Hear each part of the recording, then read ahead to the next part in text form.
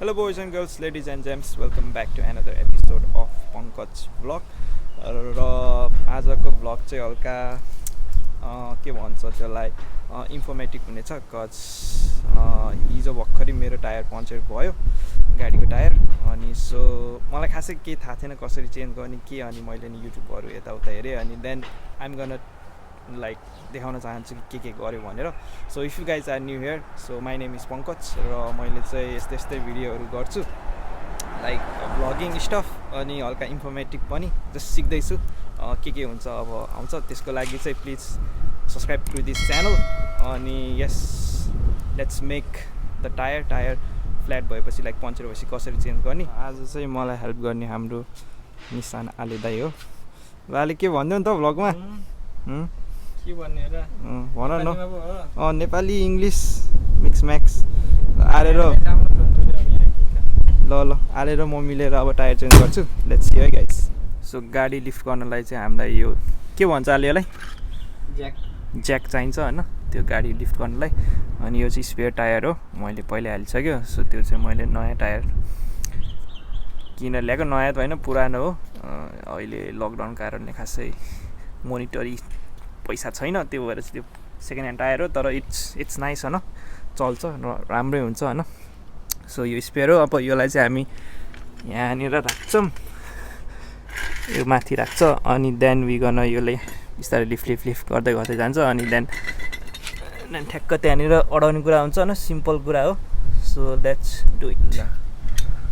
पङ्कजले चाहिँ ज्याक हालेर अब टुल युज गरेर कारलाई टायर निकाल्न जति उसले उठाउँछ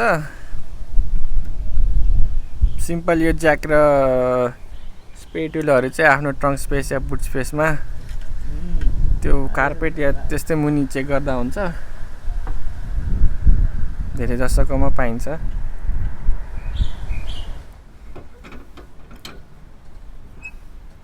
यो चाहिँ एन्टी क्लक योलाई चाहिँ खोल्ने अनि देन यसलाई होइन यसलाई छोड्ने होइन अनि देन यसलाई फेरि एन्टी क्लक खोल्दाखेरि त सबै गर्दा हुन्छ हो फिक्स भन्छ नि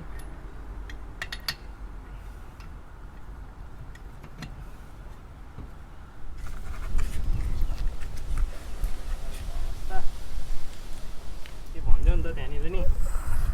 यो चाहिँ हाम्रो डिस्क ब्रेक हो धेरै पुरानो भएर रस्टी भइसक्यो तर काम चल्छ पछाडि सस्पेन्सन भएको स्ट्यान्डर्ड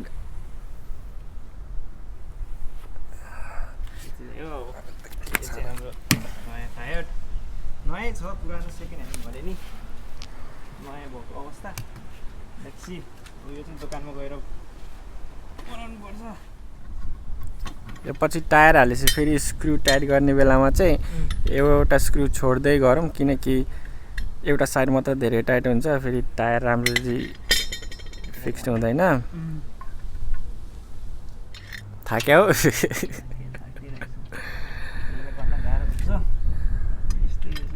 एक्लै गर्न गाह्रो हुन्छ तर सकिन्छ बाटोमा कतै जाँदा त्यही केही पङ्चर सङ्चर भइहाल्यो भने आफै एक्लैले गर्न सकिन्छ सामानहरू छ भने त्यस्तो आत्तिनु पर्दैन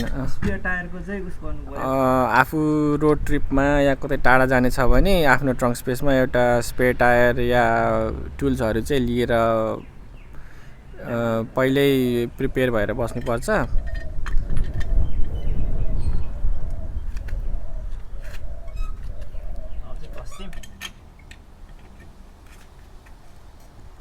उठाउनलाई चाहिँ राइट साइडतिर फेरि झार्नलाई चाहिँ अनि लेफ्ट साइडतिर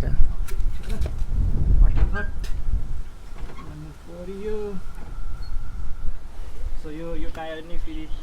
80 किलोमिटर पर आवर होइन पर आवर भन्छ 80 किलोमिटर पर आवरसम्म मात्रै ड्राइभ गर्न मिल्छ त्योभन्दा धेरै गऱ्यो भने चाहिँ हल्का रिस्की हुन्छ सो यो टायर इमर्जेन्सी युज र टेम्पोरेरी युजको लागि मात्र सकेसम्म चाहिँ छिटै नजिकै ठाउँमा गएर टायर चेन्ज गरिहाल्नुपर्छ अनि यो टायर नि जर्नी गर्दाखेरि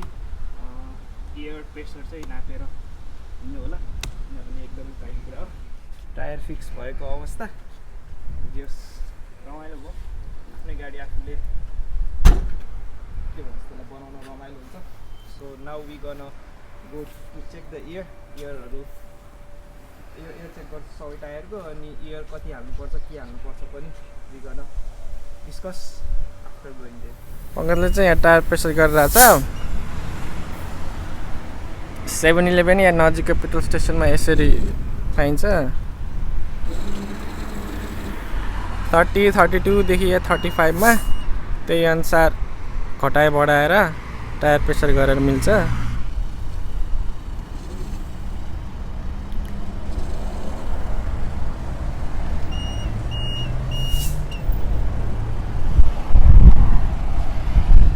गाडीको टायर चाहिँ जहिले नै 32 राख्दै हुन्छ 32 is the best air pressure maximum load pressure राखेको चाहिँ रमाइलो हुन्छ गाडी चलाउन